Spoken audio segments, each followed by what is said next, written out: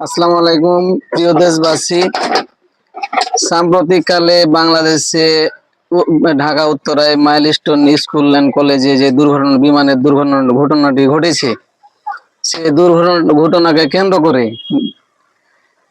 যে পরিমাণ অস্থিতিশীল পরিবেশ সৃষ্টি হয়েছে অনলাইন জগতে, সেটা আসলে কামনার যোগ্য না। কারণ এরকম ঘটনা বাংলাদেশে বা যে কোনো দেশে ঘটে এবং ঘটতেই পারে, এটা দুর্ঘটনা। কিন্তু এটাকে কেন্দ্র করে এত মাতামাতি, এত কথা, এত এত এই সেই কেন? আমরা কোন দেশে বাস করি যে সে দেশে একজন উচ্চ পর্যায়ের নেতা সেই জায়গার পরিস্থিতি বিবেচনা করে সে জনগণকে শান্ত করতে পারে না?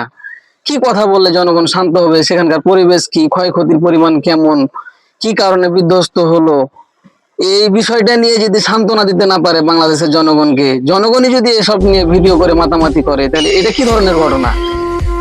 তার মানে আমরা বাঙালি সমাধান না চেয়ে, সমাধান না করে যে কোনো একটা গুজব বা যে কোনো একটা দুর্ঘটনাকে নিয়ে অত্যন্ত মাতামাতি করি, এটা আমাদের চরিত্রগত স্বভাব।